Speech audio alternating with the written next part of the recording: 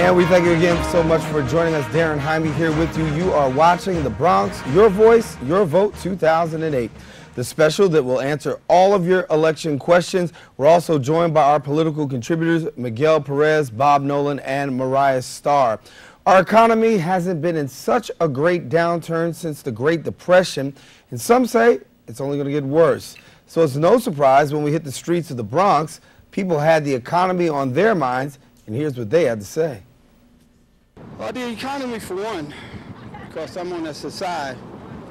And I would sure hate to have that slashed and messed up, you know. Gas prices, because it's kind of high for my mom and my dad. It's kind of like pay the gas and stuff. So I'm kind of hoping if he does, though, that would kind of change.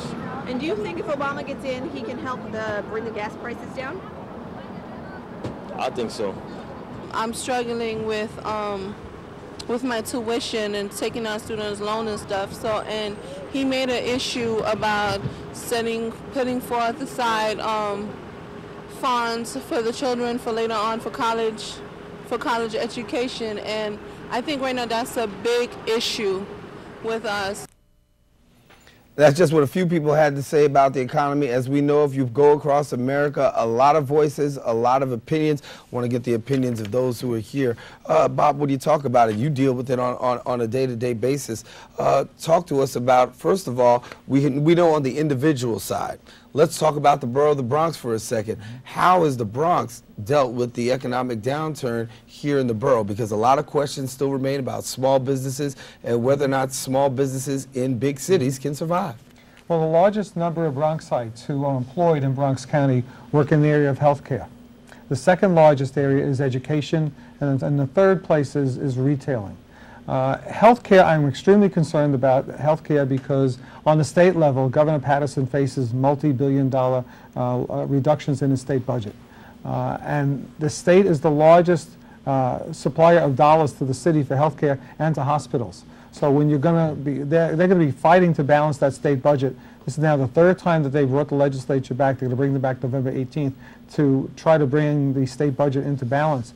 But I'm concerned about it having a disproportionate cut in health care, because if it does, it will directly affect the jobs of people here in the Bronx. And the second area that the state heavily funds, really with its largest amount of money, is education.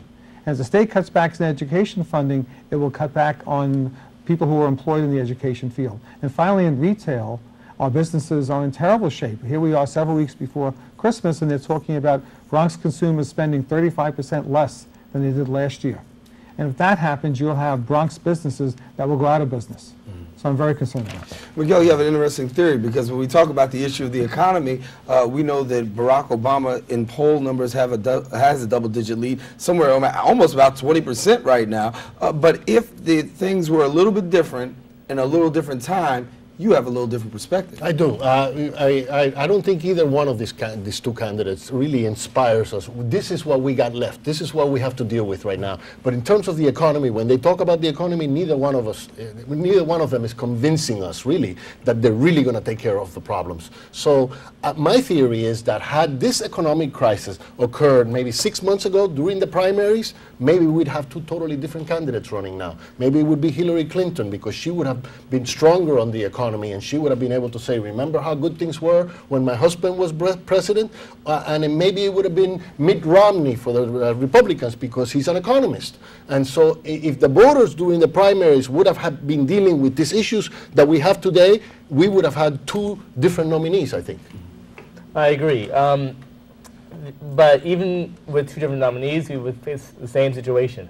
The complexity of the problems and the depth of the problems are so great, neither nominee would be able to handle it. I mean, this is way more than Mitt Romney, a businessman, could handle. This is way more than any policy analyst like Clinton can handle. Everyone's in the dark. Even recent Nobel Prize winner Paul Krugman said, I have no idea what's going to happen next. Because we're all interconnected. And every single part of the economy that we thought was secure, the banks, commercial spending, everything is going down. So we have a situation here where you have politicians who are expected to do something, and they haven't a clue. No one has a clue at all. So we're facing the unknown here. And I don't see any reason to doubt that Obama would do a worse job than Clinton. Let's use the Obama word for a second, change. If you have a new presidential candidate, there's some people who are going to feel like, okay, there is a change that possibly can come. Looking at the situation as it is right now with the economic downturn, some analysts say even if a new president does get into office, 4 years from now, we are still going to be having the same issue, and so the change platform that either one of them are using is going to be null and void because the downturn is so bad and that the end result is going to look bad on them. Agree? Disagree? Agree. Disagree. Okay. I'll say agree first. I got somebody on my side. Change can go either way. I mean, change for the better or for the worse. I mean, just promising change, what does that mean? I mean, I'm baffled when people go, oh, change, change, change. What are you talking about? Specifically, what are you talking about? So, you know, I don't get it. I really don't get that whole emphasis on the word change. Change, we're going to have anything other than George Bush. It's going to be a change already. So, you know, just any guy, McCain, you pick anybody off the street, it would be a tremendous change. Bush has been one of the worst presidents this country has ever had. And that's the biggest problem McCain has. He's a Republican, just like Bush. And, you know, shedding that is almost impossible for him. That's why he's probably going to lose the election. Wow. George Bush. Well, Democrats have been talking very much about having a second stimulus package. And by having a second stimulus package, which would put dollars directly into the hands of Americans, would be good for the country, would be good for the economy. They'll take that money, they'll spend it. And by spending that money, we'll keep the economic engine of the country moving. What happened with the first economic stimulus package is too many people put the money in the bank. And by putting the money in the bank, it didn't do anything for the economy. People have to spend that money. So the Republicans have been fighting that. If Barack Obama wins on Tuesday and brings in a strong enough Democratic majority in the House and the Senate, you will see an economic stimulus package. You may see that among the first things that Congress deals with after the president's inaugurated on the 20th of January. And then I think the president has to work very hard to solidify the jobs of Americans and to create jobs, because that'll be the challenge for Barack Obama, or for John McCain if he gets elected. How can we create jobs for Americans in the economy that we're in? Then you got the issue of health care, because so many Americans are still worried about universal health care. Is the economy, how much does health care in the economy play in? Well, I think what we have to recognize here, and this is why I disagree with the other two panelists, it's all part of one circle. The reason why we're in the situation we are now is because over the past 2 years, especially the past 8 years, costs for health care, education, and energy has skyrocketed. Mm-hmm. When those costs skyrocket, but Americans aren't earning more in their wages, they go into debt. This debt then translates into Wall Street. So what's happened is Americans have started to stop paying their debt. They stop paying credit cards, they stop paying loans, because they're saving all this money for health care and education. So if Obama if he wins, if he comes in and says we're going to now lower the cost of health care, lower education, and lower fuel prices, that will be changed. That's what we're talking about.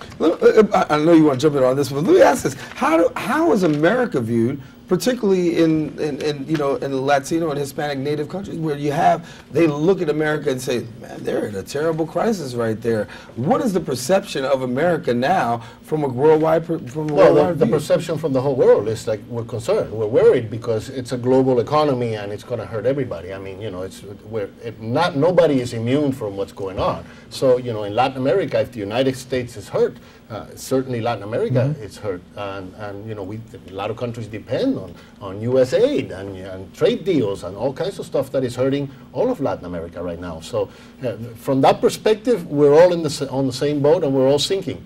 You know, I do want to go back to some of the other points that were made, because I mean, what is Obama going to do, and what is the Congress going to do? An all Democratic majority Senate, House, which looks like this is what we're going to be dealing with, when the American people start saying, okay, you promised all of these wonderful things, health care, you're going to lower our taxes, you're going to do 1 billion things. Where are you going to get the money to pay for all this when the economy is going down the tubes? So I think that the Democrats are in for a lot of problems from dissatisfied Americans really quick. 6 months after they take over, the new Congress and the new president, people are going to say, gimme, gimme, gimme, gimme. What do you got for me? You promised all these things. Where are they? And they're not going to be able to deliver. I'm hearing my director in my ear. Give me a rap. I got to take a quick break. But when we do take that break, we got to come back and we're going to take a look at job losses that are hitting us hard. But before we go, once again, here's a list of the candidates that are running for the New York State Senate.